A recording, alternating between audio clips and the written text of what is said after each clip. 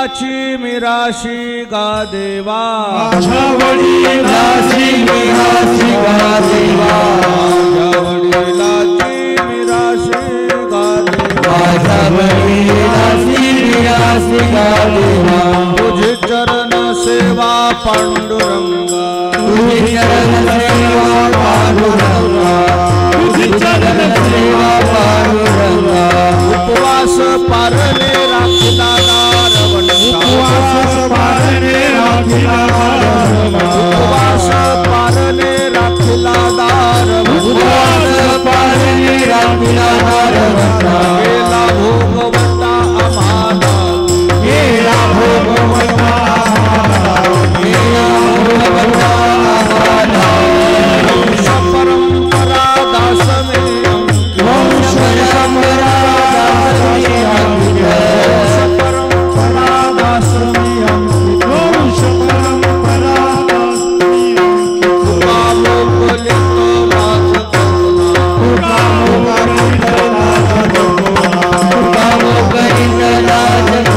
उपवास पारणे राखला दार उपवास पारणे राखला दार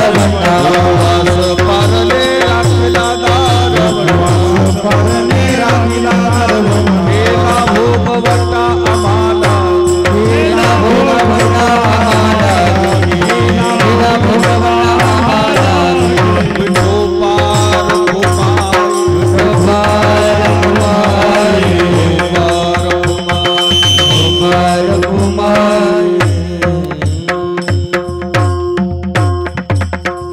उद्धव महाराज शिंदे त्याला साथ करतील गजानन महाराज माझ्या वडिलासी मिरासी गा देवा माझ्या वडिलासी मिरासी गा देवा माझ्या वडिलासी मिरासी गा माझ्या वडिलाची मिरासी गा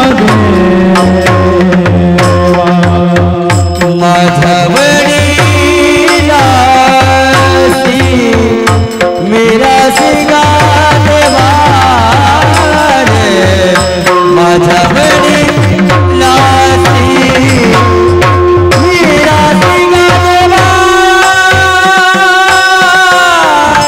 माझ्या वडिलाची मिरासी गा माझ्या वडिलाची मिरासी गा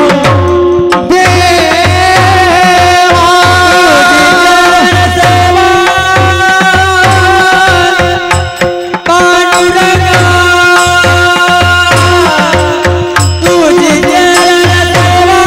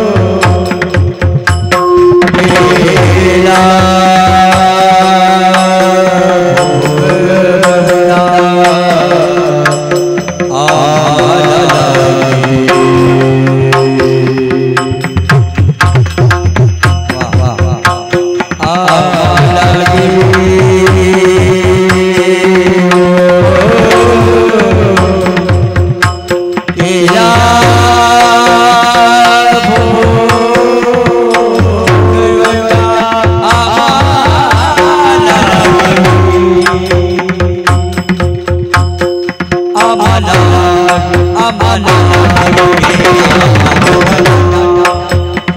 केला भोगवता केला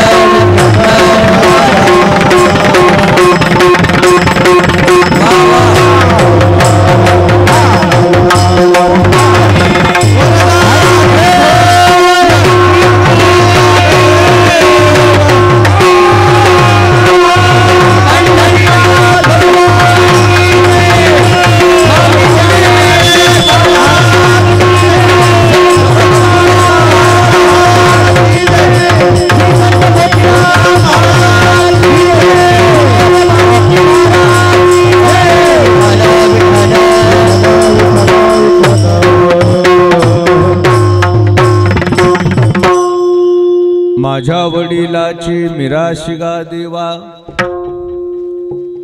तुझी चरण सेवा पांडुरंगा। उपवास पारणे राखिला दारवंठा, केला भोगवटा आम्हाला गे। वंश परंपरा दासमी अंकित, तुका मोकलीत लाज कवना। उपवास पारणे राखिला दारवंठा, केला भोगवटा आम्हाला गे। विठ्ठला विठ्ठला विठ्ठला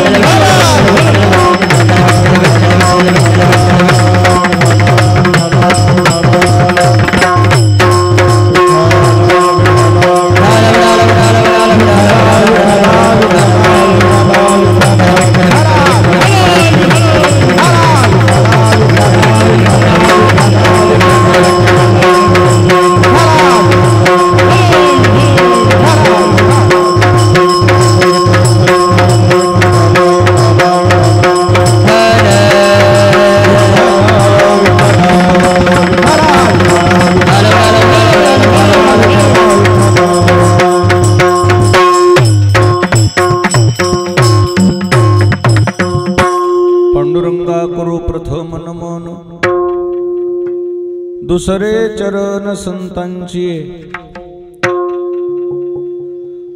त्यांच्या कृपादाने कथेचा विस्तारो। बाबाजी सद्गुरु दास तुका,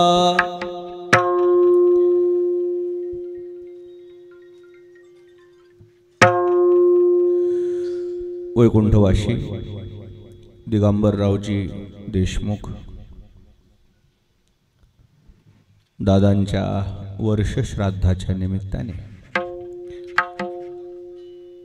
आयोजित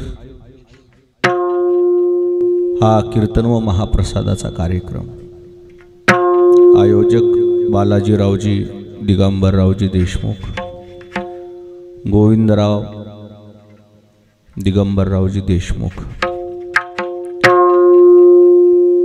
यांच्या वतीनं हा कार्यक्रम आयोजित आहे। या प्रसंगी उपस्थित सर्व आदरणीय महाराज मंडळी, भजनी मंडळी, गुणीजन मंडळी, श्रोते मंडळी, माता भगिनी, नवयुवक, छोटे छोटे बालक, आलेले सर्व आप्त इष्ट स्वकीय सुहृदी पाहुणे मंडळी, ग्रामस्थ मंडळी, सर्वांच्या समोर जगद्गुरु तुकोबारा यांचा सर्वांच्या पाठांतरातला अभंग आहे। सद्गुरू मोतीराम महाराजांच्या, मोठ्या महाराजांच्या आशीर्वादाने सर्वजण मिळून सेवा करू। विठाला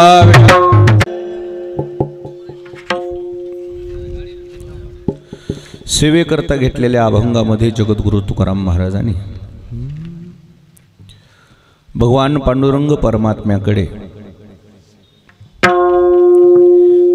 वडिलांचा आदर्श घेत काही मनोकामना व्यक्त केलेल्या आहेत। विठाला विठाला जगद्गुरु तुकोबाराय भगवंतासमोर उभे आहेत।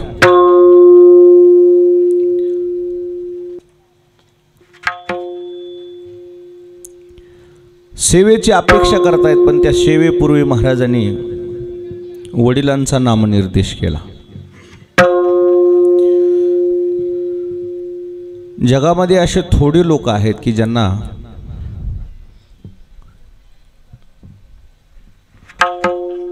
सुदैवानं वडील चांगले मिळतात।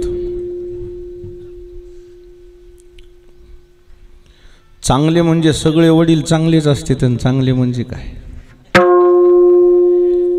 थोडे लोक का म्हटलो त्याच्या पाठीमागचं कारण आहे की ज्यांच्या पोटी जगद्गुरु येतात त्यांचं नाव थोडे।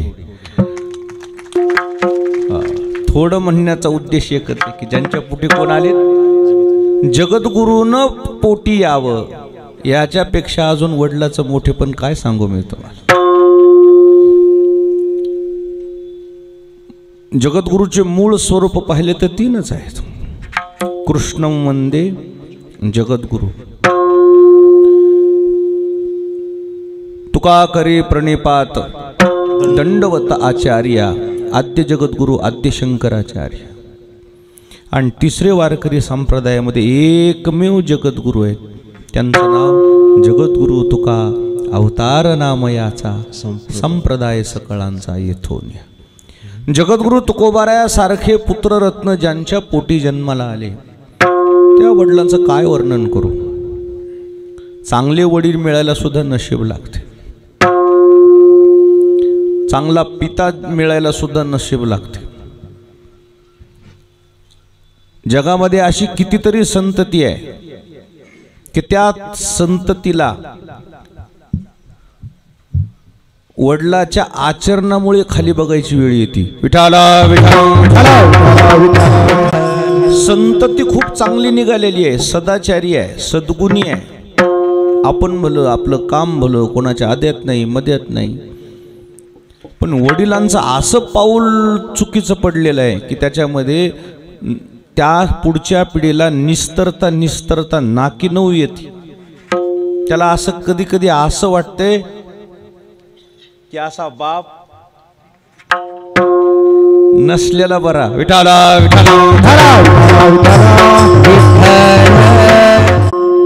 मला एक असं म्हणा वाटतंय, तुम्ही जगाच्या नजरेत काय आहे याला काही महत्व नाही आहे, तुम्ही परिवाराच्या नजरेत काय आहे याला महत्व आहे। मला वाटतं तुम्ही जगाच्या नजरेतून पडला तरी कदाचित तुमचं जगणं होईल, पण तुम्ही एकदा का परिवाराच्या नजरेतून पडलं की तुमचं जगणं मुश्किल होईल। विठाला परिवाराच्या नजरेतून पडू नये माणसाने, कारण दररोज तुम्हाला परिवाराला तोंड द्यायचंय, बाहेर जगात थोडं रोज फिरायचंय तुम्हाला। आणि म्हणून परिवारामध्ये फिरत असताना परिवाराने आपली प्रतिष्ठा जोपासावी, परिवाराने आपल्याला मान सन्मान द्यावा, अशा पद्धतीचं वडिलाचं आचरण असावं। नाहीतर परभणीमध्ये मुलगा भेटला आणि मुलगा जर दुसरं कोणाला विचारत असेल, मो मथार बघितलं का रे, मग त्या काय अर्थ आहे वडील किला। विठाला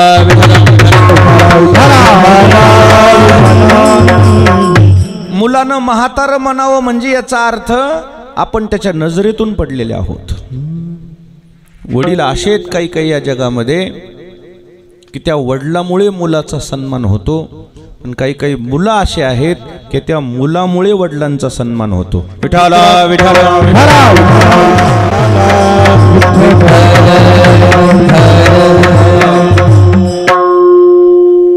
आणि म्हणून वडील विषय महत्वाचा आहे, जिव्हाळ्याचा विषय. वडील एक असं छत्र आहे माणसाच्या जीवनामध्ये, अशी सावली आहे. एकदा का ती सावली गेली की जीवनामध्ये माणूस उघडा पडतो. फार महत्वाची सावली आहे.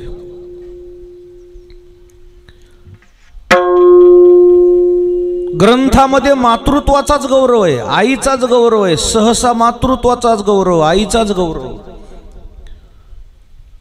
परंतु असं नाही की वडिलाचा तिरस्कार आहे.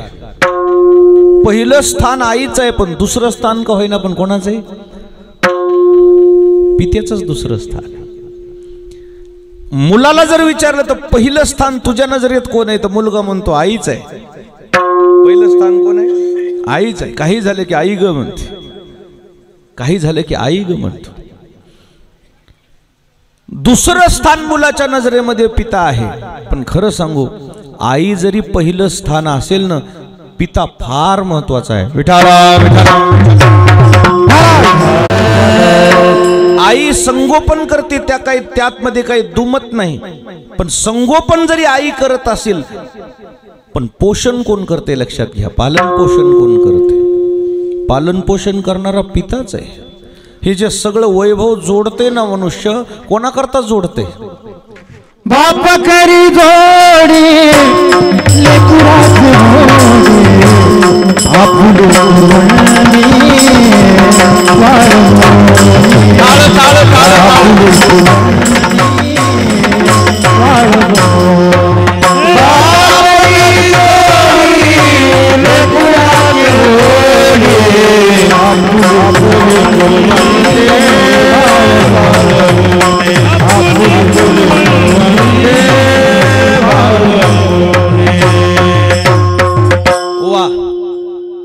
बाप करी जोडी लेकुराचे ओढी आपुली कुरवडी वाळवणी. सगळं वैभव हे वडिलांनी जोडलेलं असते. पिता आहे तो. आईचं जरी स्मरण सुरुवातीला होत असेल, पण पिता हे घराचं छत्र आहे. आणि पितृत्वाचा सुद्धा ग्रंथामध्ये गौरव आहे तितक्याच मोठ्या प्रमाणामध्ये. जगामध्ये असे थोडे लोक आहेत की ज्यांना वडिलांचा हेवा वाटावा असे वडील मिळाले. जगद्गुरु तुकोबाराला एवढा हेवा का वाटतोय? त्याचं कारण तुकोबारायांचे जे वडील आहेत बोल्होबा महाराज, एवढे अधिकार संपन्न होते वारकरी पंढरपूरचे. एवढे निष्ठावान वारकरी होते. थोडा विको कमी राहू द्या का, ते तिकडं हे होते म्हणून. थोडे वरचे आवाज कमी करा, आता खालचे राहू द्या. विठाला विठाला विठाला विठाला विठाला. निष्ठावान पंढरपूरचे वारकरी 12 वर्ष पंढरपूरची वारी केली. 12 वर्ष झाले विवाहाला, पण संतती नाही.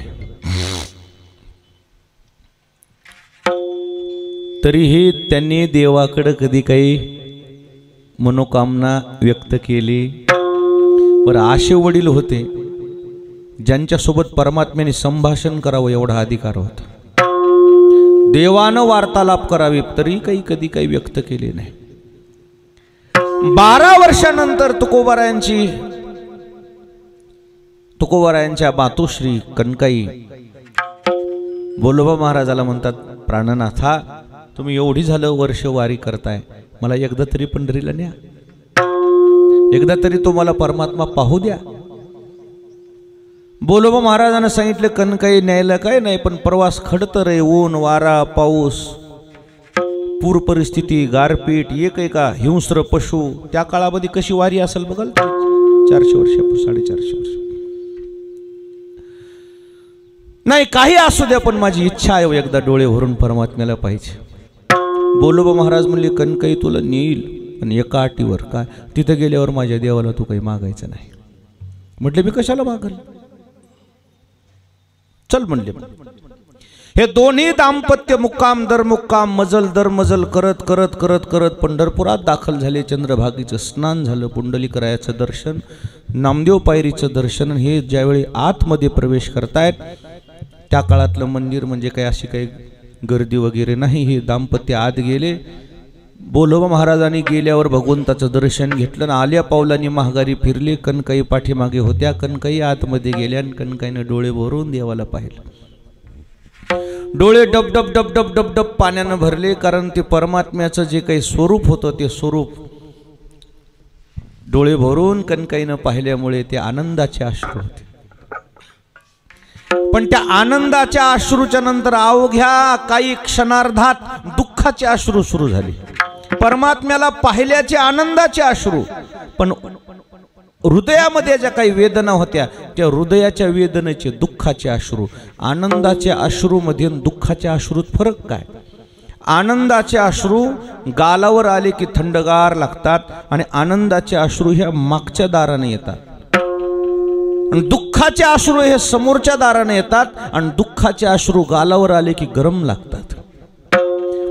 आनंदाचे अश्रू जोपर्यंत होते तोपर्यंत परमात्मा स्तब्ध आहे. पण ज्यावेळी दुःखाचे अश्रू सुरू झाले, भगवंत बोलायला सुरू करतात. कणकाई काय दुःख आहे? एखादा पिता आपल्या मुलीला जसं दुःख विचारतो आणि एक मुलगी जशी आपलं मुक्त कंठाने आपल्या वडिलाजवळ आपलं दुःख व्यक्त करते, तसं कणकाईच्या मुखातून शब्द निघाला, प्रभू काय अजून माझी कुस पवित्र झाली नाही. विठाला विठाला. तसं भगवंतानं जाणूनच घेतलं होतं कणकाईचं काय दुःख आहे. कारण बसलेली माणसं म्हणतील, महाराज ज्याला न सांगता कळते त्याने का विचारलं? त्याचं कारण कसं आहे, दुःखाचे अश्रू आले म्हणून ज्यावेळी विचारणा केली ना समोरच्यानं, त्यावेळी सांगायला बरं वाटते. सायकल येऊन एखादा मुलगा जर पडला ना सायकल खेळता खेळता, आत्मीयतेचं जे काही व्यक्तिमत्व असतंय, आई वडील भाऊ कोणी, त्याच्याजवळ गेल्यावर रडतंय का आधीच रडतंय? कुठे गेले? पडले रस्त्याला, पण रडतंय कुठं? वडिलाजवळ आईजवळ जाऊन रडते. रडल्यावर मग वडील, ते रडणं झाल्यावर वडील म्हणतात, आई म्हणतात काय झालं काय झालं म्हणले, कोपर दाखविते फुटलेली. आणि मग आई असेल वडील असेल मग त्याच्यावर काही इलाज करतात. मग तिथं ऊर दाटून येतो. एक आत्मीयता जिथं आहे तिथं ऊर दाटून येतो, तिथं हृदय भरून येते. परमात्म्याने ज्यावेळी विचारलं कणकाई काय दुःख आहे, काय दुःख आहे, म्हटलं की कणकाईच्या मुखातून निघालेला शब्द आहे, प्रभू माझी कुस पवित्र नाही. चा म्हणजे होऊन जाईल.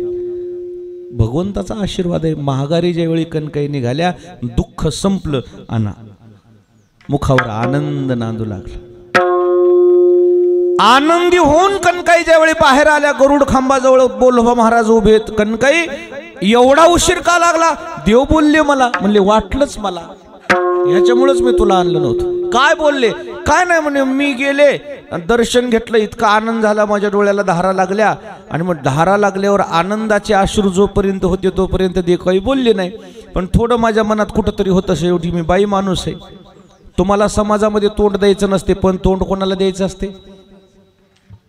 स्त्रीला तोंड द्यायचं असते. आपल्या परिसरामध्ये बघा ना तुम्ही, 2-3 वर्ष 4 वर्ष लग्नाला झाले की मग अजून 4 वर्ष झाले की लगेच या खेड्यापाड्यातल्या बाया सुरू करतात, होय अजून तुमच्या मुलीला काही नाही का? तुला काय करायचे? देईन ना देव त्याला, देवा जायते तेव्हा. नाही बाई आता कसं व्हालंय म्हणली, पहिल्यासारखं राहिलं नाही. व्हालंय ते झालं तर व्हालेच, नाहीतर होईच ना. समजलं की नाही तुम्हाला? तुला काय करायचं, होईल नाही तर न होईल त्याला. ह्याला जगाची लई काळजी पडलेली असते. सारखं टोचतात, सारखं टोचतात. अजून लेकरू बाळ नाही का, मुलबाळ नाही का, तुला काय करायचंय? म्हणून कणकाई म्हणल्या मला तोंड द्यावं लागते सारखं. आणि म्हणून माझ्या मनामध्ये ज्या वेदना होत्या त्या देवाने विचारल्या नंतर मी म्हटले की माझी अजून काय झालेली नाही, कुस पवित्र झालेली नाही. आणि मग बोलोबा महाराज म्हणले काय म्हटले देव? होईल म्हणले, होईन म्हटले म्हणल्यानंतर बोलोबा महाराज म्हणले मी आजपर्यंत त्या देवाला काही म्हटलं नव्हतं, काही मागितलं नव्हतं, पण तू सोबत आलीस, तुझ्यामुळे ते हे सगळं झाले, माझ्या परमार्थाला बाध येईल असं करू नको, पुन्हा एकदा दर्शनाला जा आणि त्या देवाला म्हणाव द्यायचं असेल तर अशी संतती जे की जी संतती परमार्थाच्या कामी यावी आणि परमार्थिक निघावी, याच्यापेक्षा मला बाकी काही नको म्हणा. आणि पुन्हा कनकई दर्शनाला आल्या आणि त्या परमात्म्याच्या आशीर्वादाने या दाम्पत्याच्या पोटी कोण जन्माला आलं? जगद्गुरु तुकाराम महाराज जन्माला आले. आणि म्हणून जगद्गुरु तुकोबारायाचं म्हणणं असं आलंय की मी जरी जगद्गुरु पदावर जरी विराजमान असेल किंबहुना परमार्थामध्ये मला काही येत असेल, हे सगळं जरी असेल तर माझं असं मत आहे हे माझ्या ज्ञानाचा विषय नाही, हे माझ्या आईवडिलाच्या पुण्याईनं, माझ्या आईवडिलाच्या पंढरपूरच्या वारीनं आणि भगवान पांडुरंग परमात्म्याच्या कृपेनं मला हे सगळं प्राप्त झालेलं आहे. विठाल विठाल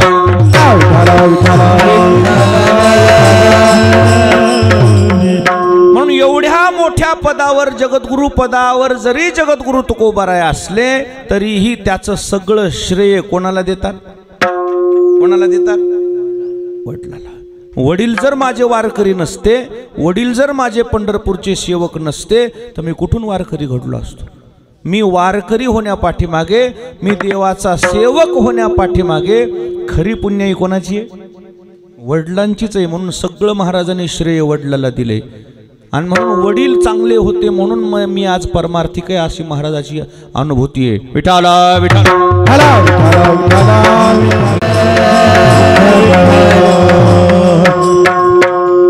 आणि म्हणून हे जे झालेलं पुण्यकर्म आहे माझ्या वडिलामुळे आहे. माझ्या वडिलांनी जे पंढरपूरची वारी केलेली आहे, पांडुरंगाची सेवा केलेली आहे, ती सेवा परमार्थामध्ये सर्वोच्च ठिकाणी आहे. त्याच्या व्यतिरिक्त मलाही दुसरं काही करायचं नाही. एक शब्द सांगू का? आपल्या वडिलांनी जर एखादं चांगलं काम केलं असेल ना, त्या कामाचा पुढच्या पिढीला हेवा वाटलाच पाहिजे. विठाला विठाला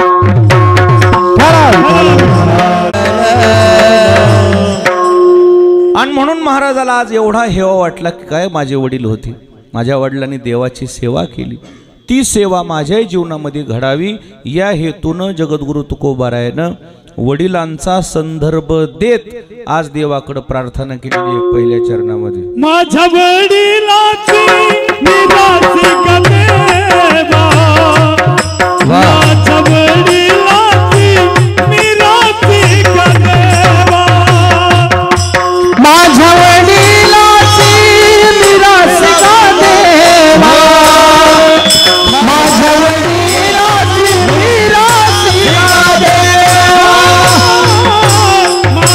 वडिलांची निराशी का देवा, माझ्या वडिलांची निराशी का देवा, माझ्या वडिलांची निराशी का देवा, माझ्या वडिलांची निराशी का देवा, माझ्या वडिलांची निराशी का देवा, तुझी चरण सेवा पांडुरंगा, तुझी चरण सेवा पांडुरंगा,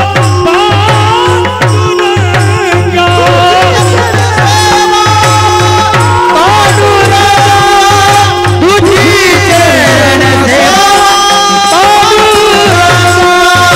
हम तुझे पारने रखला जाई बोलता,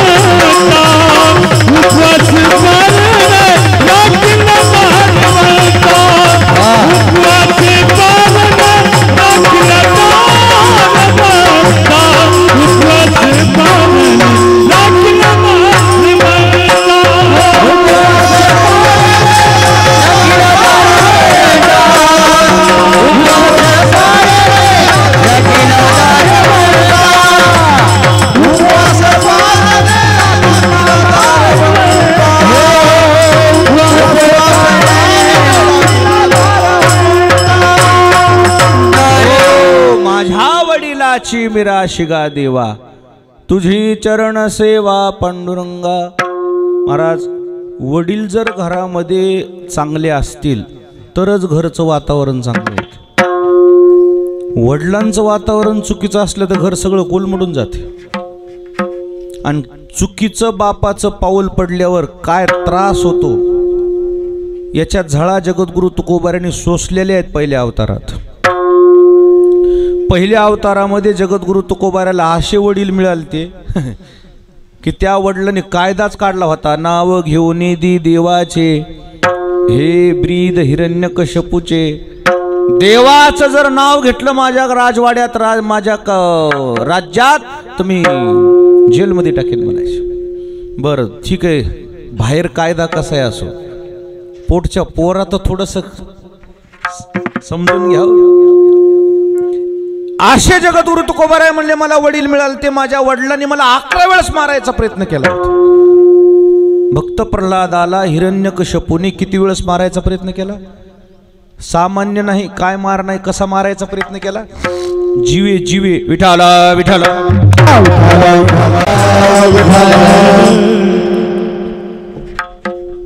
बरं बाप होता तो होता म्हणले, पण आत्या बी तशीच. कशी? बापाच्याच राशीची.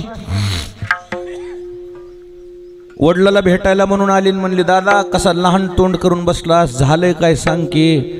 काय नाहीये म्हणले. बाई काय लयच लेकरू इपितर निघालंय. म्हणले काय झालं? नाही नाही नाही नाही नाही नाही, सगळं गाव रणी आणलंय म्हणले. त्याला काय काय चुकीचं वागते का? वागायचं नाही, ते तसलं नाव घेतय म्हणले. उठलं की कसलं ते तसलं म्हणले. कसलं? ते म्हणला मी जे घेत नाही ते. म्हणजे कसं हाडाचं असल. देवाचं नाव सुद्धा घेतलं नाही त्या हिरण्यकश्यपूने. मग दादा तुझं म्हणणं काय? ह्याची राख करा वाटायली म्हणला, मला फुकून द्या वाटायली ह्याला. म्हणली मग तुला माहित आहे की मी अग्नीनं जळत नाही, तर मग सरणरच याला मी मांडीवर घेऊन बसते, राख होऊन झाली खाली उतरते, तू सुखी राहा फक्त म्हणली, बस मला बाकी काही नको. अशा बहिणी असल्यावर खरंच सुखी राहील की देवा. काय बहीण आहे. सरण रचलं, भक्त प्रल्हादाला मांडीवर घेऊन बसली, सरण पेटवलं. काय वाटते तुम्हाला? भक्त प्रल्हाद जळून खाक झाले का? ती बहीण जळून खाक झाली, पण प्रल्हादाच्या केसाला धक्का लागला. अग्नी जाळी तरी न जळे प्रल्हाद, हृदय गोविंद म्हणूनिया. टाळ टाळ टाळ टाळ टाळ. हृदय गोविंद म्हणूनिया.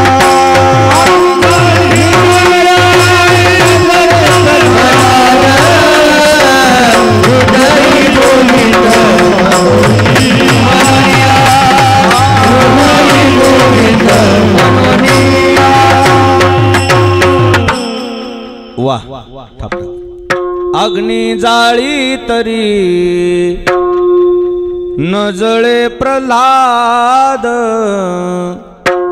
हृदयी गोविंद मनोनिया मनोनिया. अग्नीनं सुद्धा भक्त प्रल्हादाला काही झालं नाही, ती जळून गेली बहीण. त्या दिवशीपासून तिला दरवर्षी जाळतात लोक. शिमग्याला हसू नका तुम्ही, हसू नका तुम्ही, हसू नका, हसू नका तुम्ही, हसू नका, हसू नका.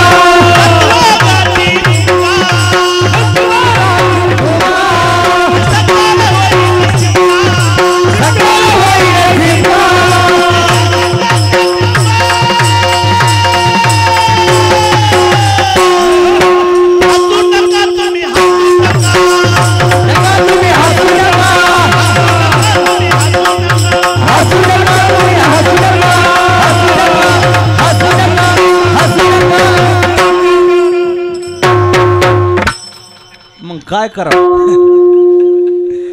शिमग्याला तिला काय कळते? काय करते? दरवर्षी तिचा वाढदिवस आहे. कोणाचा? होळीचा. जळून गेली, जळून गेली. भक्त प्रल्हादाच्या केसाला धक्का लागला नाही. आता मला ते सगळं काही चरित्र सांगायला वेळ नाही. तुकाराम महाराज म्हणले या जन्मात जाऊ दे बा, मला पुढच्या जन्मात तरी वडील चांगले भेटावं वाटलं, पण पुढचाही जन्म तसाच. पुढचाही जन्म कोणाचा? अंगदाचा. अंगदाच्या वडिलाचं नाव काय? वाळी. वाळी असा होता आचरणाला की की बाप म्हणायची सुद्धा लाज वाटायची अंगदाला. विठाला विठाला सामर्थ्य संपन्न होता, सामर्थ्य संपन्न. पण वाकडं पाऊल पडल्यावर त्या सामर्थ्याला काय होते? बाध येते. रावणावर सुद्धा त्याची ताकद चालायची. रावणाला काखेत धरून त्यानं 7 समुद्राची आंघोळ केली होती. कोणी? वाळीनं. म्हणजे ताकद किती असेल? हे जे अंगद पाळण्यात टाकला ना, तो आंघोळ करून आल्यावर त्या वाळीतलं म्हटलं हे खून आले, म्हणलं हे असंच आहे, बरं म्हणले खेळणं. अंगदाच्या चांदव्याला बांधला होता रावण वाळीनं.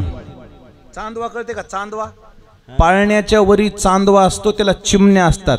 उगं बाळ लेकरला टाइमपास म्हणून त्या चिमण्या असतात. ते पाळणं हल्ले की त्या चिमण्या लुकू लुकू हलत्यात, मग ते लेकरू खुद खुद खुद खुद हसते. तशा त्या पाळण्याला वाळीनं चिमण्या बांधल्या नव्हत्या. काय बांधला होता? रावण. मग आता एवढा मोठा वाळी रावणाला कुठं बांधलं होतं? चांदव्याला बांधलं होतं. इतका ताकदवान बाप असल्यावर अंगदाला बरं वाटावं की? बरं वाटायला काय नाही. पण त्या वाळीच्या बाबतीमध्ये सुद्धा असं शास्त्र म्हणते की त्या वाळीचं इतकं पाऊल पडलं बेकार, इतकं चुकीचं पाऊल पडलं. लहान्या भावाची बायको लेकीप्रमाण असते, पण त्याला समजली नाही. विठाला विठाला एवढा ताकदवर पिता अंगदाच्या समोर मर्यादा पुरुषोत्तम रामचंद्र प्रभूच्या बाणानं त्याची हत्या झाली. तुम्ही जेवढे बसलेले माणसं कीर्तनात आहेत, तुम्ही मला स्पष्ट उत्तर द्या. तुमच्या समोर तुमच्या बापाला जर कोण मारलं, तुमच्या बापाचा खून केला, तुम्ही त्या माणसाला बोलताल? हो तरी म्हणा, नाही तर नाही तरी म्हणा. त्या माणसाला बोलताल? त्या माणसासंग काम करताल? अंगदान कस केलं? विठाला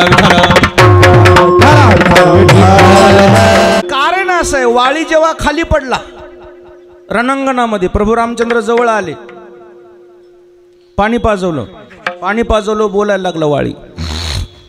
देवा हे बरोबर आहे का म्हणला? झाडाच्या आड उभा राहून मला बाण मारला, म्हणला हे धर्म आहे काय? म्हणणं काय आहे तुझं? ना म्हणलं हे तुमचं चुकलंय. म्हणले मग चुकलं तर चुकलं म्हणावं. देव म्हणले मग बाण काढतो, तुला जिवंत करू का? तुला जिवंत करू का म्हणल्यावर तो वाळी रडला आणि वाळीने सांगितलं, देवा माझ्या ताकद होती पण मला वागायचं कळालं नाही. मला तुम्ही मारलं नसतं म्हणला, पण मी तुम्हाला धर्म शिकवायलो, मलाच माझा धर्म समजलं नाही. म्हणला माझं चुकलंय तेव्हाच मला ही शिक्षा झाली. म्हणजे काय चुकलं एकदा पोराला सांगणं, नाही तर पोरं जलंभर माझ्या तोंडाकडे बघायचं नाही. आणि मग वाळी म्हणला अंगदाला की अंगद, हे देवानी जे मला बाण मारलाय ना, याच्या पाठीमागचं कारण असे, माझं वाकडं पाऊल पडलं होतं म्हणून मला शिक्षा झालेली आहे. मी जरी चुकलो असेल तर तू चुकू नको बरं बेटा. मरता मरता अंगदाचा हात वाळीने प्रभू रामचंद्राच्या हातात दिला.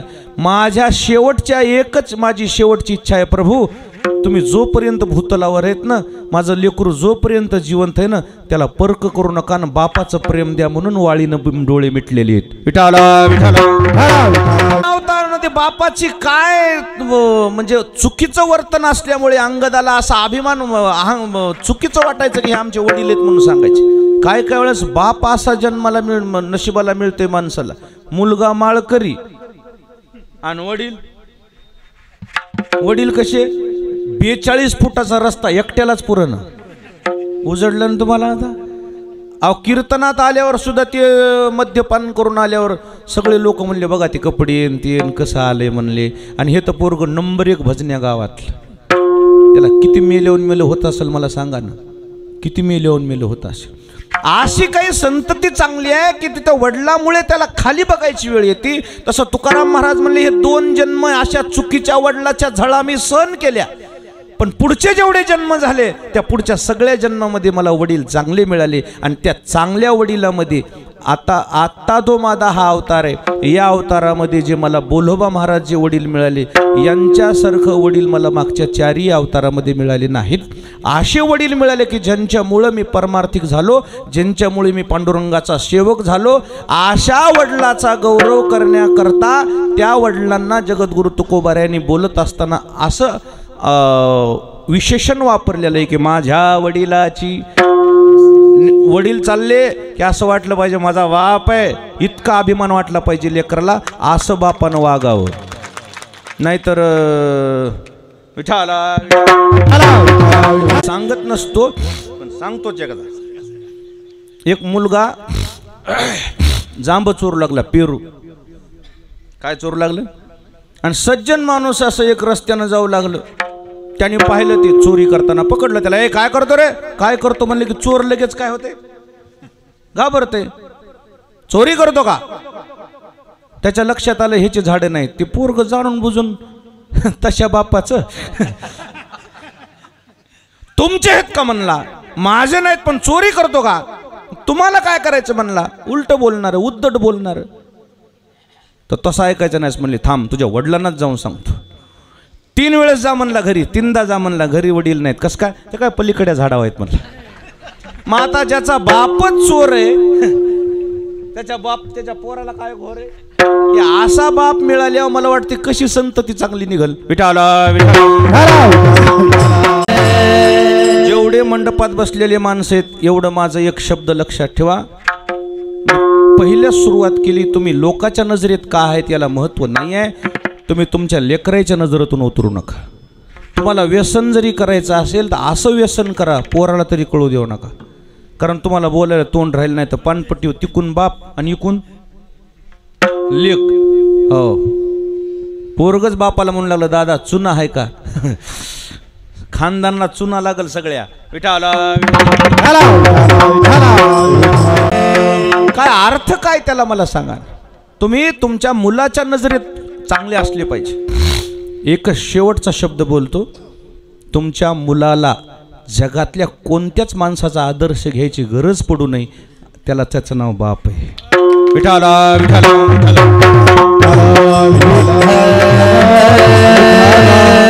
माझे वडील मला पुरेसे आहेत असं वाटलं पाहिजे. माझ्या वडिलांच्या आचरणाच्या बाबतीत, माझ्या वडिलांच्या वागणुकीच्या बाबतीमध्ये मला हेवा वाटतो असं वाटलं पाहिजे. असा पिता असावा. आणि तसे वडील तुकोबाराय म्हणले माझे आहेत. याच संत परंपरेनं आई वडिलाला माझं म्हणलेलं नाही. कौनाचे मायबाप कौनाचे गणगोत ही संत परंपरा म्हणते. कोणाचा बाप आणि कोणाची माय. आणि त्याच संत परंपरेमध्ये जगद्गुरु तुकोबाराय म्हणू लागले माझ्या वडिलाची. ज्या वडिलाला दुय्यम दर्जा दिलाय कोण कोणाचा आहे पण तेच तुकोबाराय म्हणतात माझ्या वडिलाचे. म्हणजे माझे पण जे जगद्गुरु तुकोबारायला वडिलांविषयी वाटतंय याचं कारण वडील श्रेष्ठ असले पाहिजे. विठाला श्रेष्ठत्व महाराजांना कसं पटलं. वडील निष्ठावंत वारकरी होते. निष्ठावंत अशी वारी होती. महाराज म्हणले माझ्या घरात काय वडील वाड वडील होऊन गेले. काही काही इतकी काही काही महाराजाला काही काही परंपरेचा अभिमान वाटला. माझ्या पूर्वजाचा असा अभिमान वाटतो म्हणले मला. विठाला देवा हे माझे विरासी. देवा हे विरासी.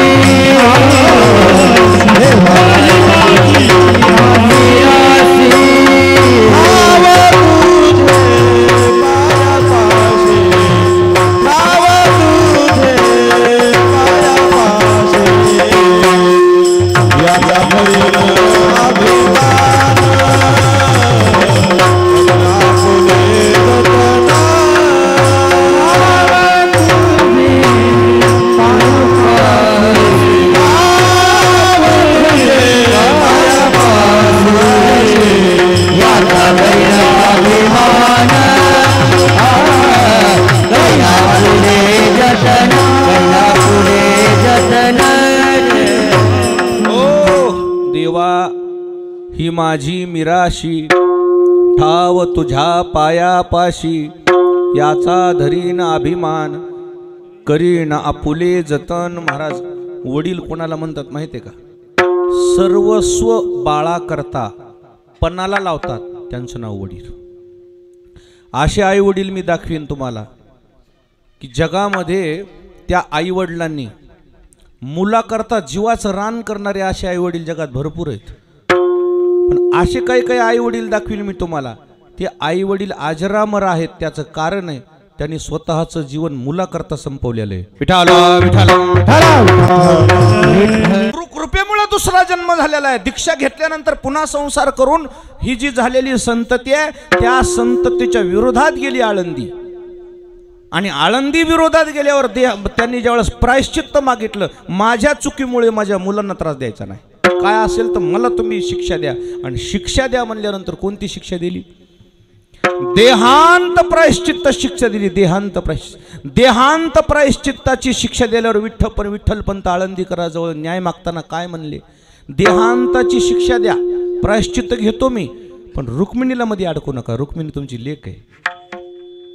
एका पंखानं जरी लेकरं उघडे पडले तर एका पंखानं तरी झाकलेले राहू द्या. मुलीची तरी दया येऊ द्या.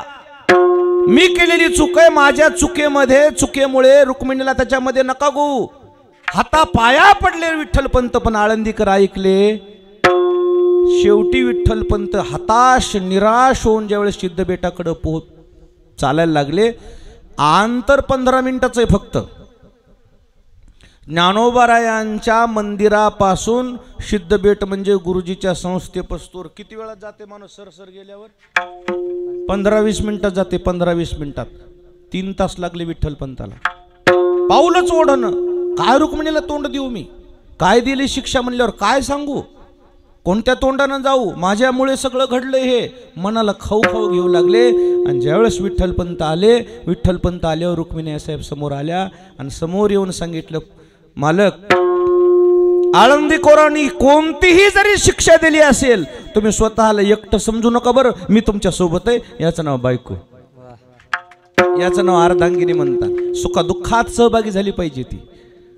आणि मग विठ्ठलपंताचे डोळे डब डब डब डब पाण्यानं भरले. विठ्ठलपंत म्हणले, रुक्मिणी, आळंदीकर निष्ठुर झालेत का?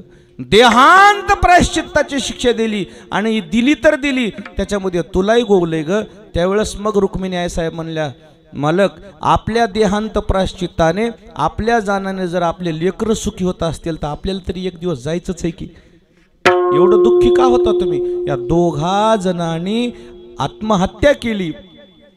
देहांत प्रायश्चित्त घेतलं. कशा करता घेतलं तुम्ही मला सांगा? फक्त कोण सुखी व्हावेत म्हणून? हे 4 भावंड नाही, हे 4 लेकरं नाही, मग त्या 4 लेकरांमध्ये हे लाख लेकरं आहेत हे लक्षात घ्या.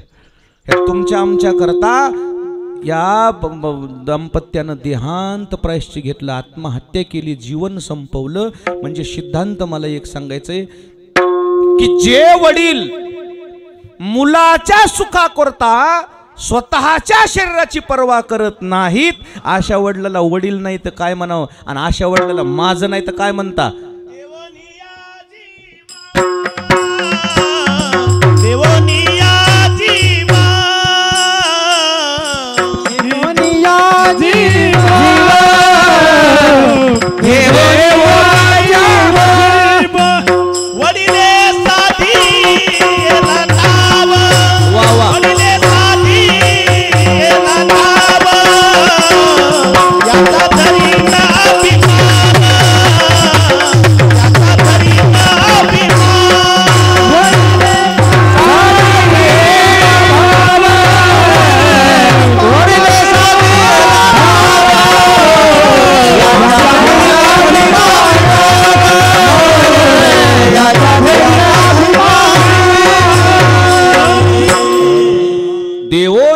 जीव वडिली सादियला ठाव. मुलाकरता जीव देऊन मुलाचं संगोपन करणं हे ज्यांचं ध्येय आहे त्यांना वडील म्हणतात. आणि अशा वडिलाकडे बघून या संत परंपरेचे शब्द निघालेत, माझ्या वडिलाची हे माझे पण का निर्माण झालं? ज्या संत परंपरेला माझे पण निर्माण नव्हतं झालं त्या संत परंपरेला माझे पण निर्माण का झालं? त्याचं कारण वडिलाचा तेवढा त्याग आहे. आणि त्या त्यागापोटी तुकोबाराय म्हणतायत की माझ्या वडिलाची मिराशिगा देवा. हे तू काय मग माझं म्हणण्या माग? मग त्यांनी केलेल्या कामाची मला पूर्तता करायची. तुझी चरण सेवा पांडुरंगा विठ्ठल. म्हणजे तुकोबाराय आपल्या वडिलांना माझं का म्हणतात? त्याचं कारण त्यांनी केलेलं काम महाराजाला आवडलं, त्यांनी केलेली सेवा महाराजांना आवडली. वडिलांनी केलेलं काम कोणतंही छोटं समजायचं नाही. आपल्या वडिलांचा व्यवसाय, आपल्या वडिलांचं काम तितक्याच ताकदीनं पुढं नेणं हे मुलाचं कर्तव्य आहे. पण त्या मुलानं सुद्धा आणि त्या वडिलांनी सुद्धा दोघांनी विचार करावा की आपण काम कोणतं करायला पाहिजे. वडिलांनी केलेलं काम असं असावं, मुलाला ते काम करता असताना खाली बघायची वेळ येऊ नये असं वडिलांनी काम करावं. कसं काम करावं? मुलाला लाज वाटू नये समाजामध्ये काम करताना असं काम करावं. त्याचंच नाव वडील आहे. महाराज म्हणले माझ्या श्रुती स्मृतीचे अर्थ आपणची होवनी मूर्त अनुष्ठाने जगा देत. काय कमाल आहे, काय वडील आहेत आमचे. विठाला विठाला वाड वडिलाचं कामच असं असावं मुलाला असं आनंद वाटावं ते काम करताना. त्याला कुचंबना होऊ नये त्याची, त्याला लाज बाळगायची गरज पडू नये. त्याचं काम असावं वडिलाच. आणि त्याची अशी वडिलांच्या कामाच्या बाबतीत तुकोबाराय म्हणले मला हेवा वाटतो. मी जरी इतर क्षेत्रामध्ये असलो, मी जरी मोठ्या पदावर गेलो, मी जगद्गुरू जरी झालो, तरी मला माझ्या वडिलाच्या कामापेक्षा दुसरं काही मोठं वाटत. मग तुमच्या वडिलांनी काम तरी काय केले ते सांगा ना. फक्त देवा तुमची सेवा केली आणि त्या सेवेव्यतिरिक्त मला दुसरं काही करायचं नाही. आणि म्हणून ही महाराजाची भावना आहे. नेमकं महाराज म्हणतात हे जे माझ्या वडिलांनी केले ना, हे काही सहजासहजी घडलेलं नाही आहे. मग माझ्या वडिलांनी हे काम करण्याकरता काय काय केले त्याची यादी महाराजांनी दुसऱ्या चरणात दिली. सोनखेड उपवास पारणे राखिला दारवंता. उपवास पारणे राखिला दारवंता. उपवास पारणे राखिला दारवंता. उपवास पारणे राखिला दारवंता.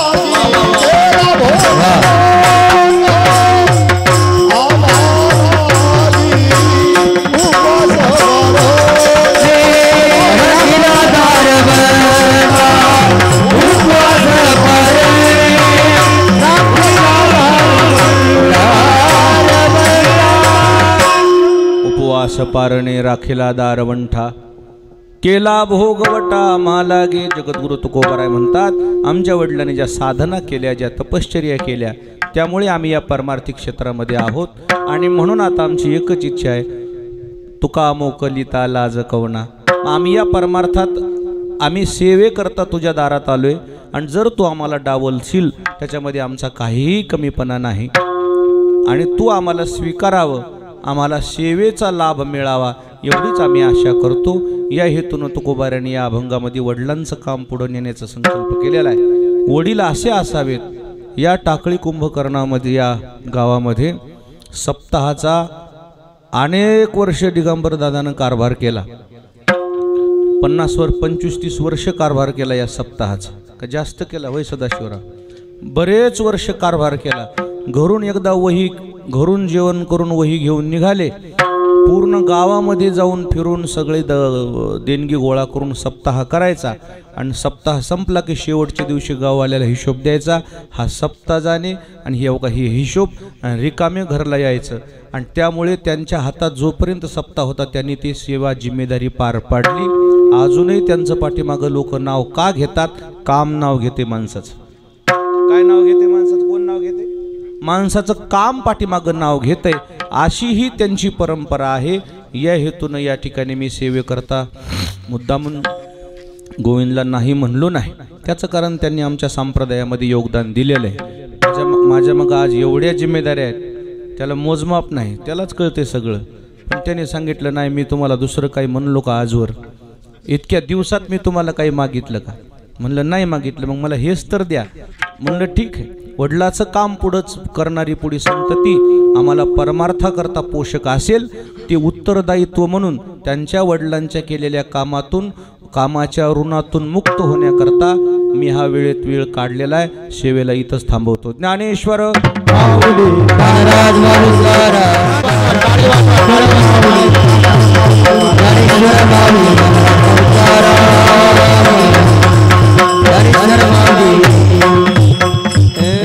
आलेली सर्व भजनी मंडळी, गुणीजन मंडळी, सर्वजण मंडळी आलेला आहात.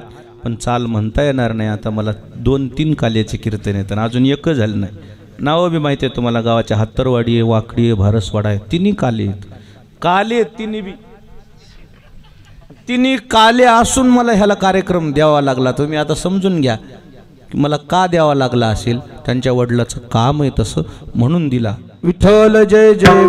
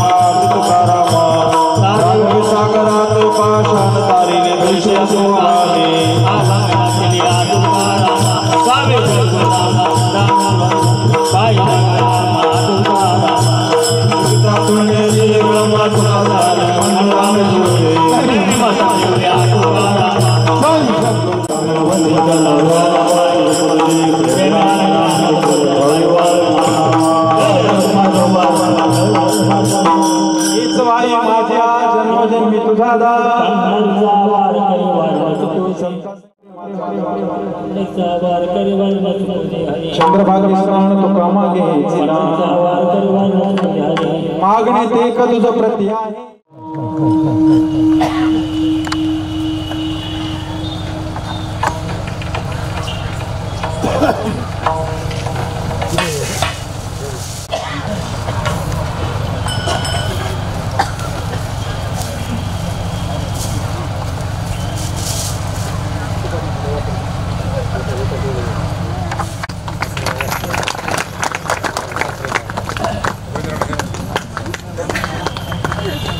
हार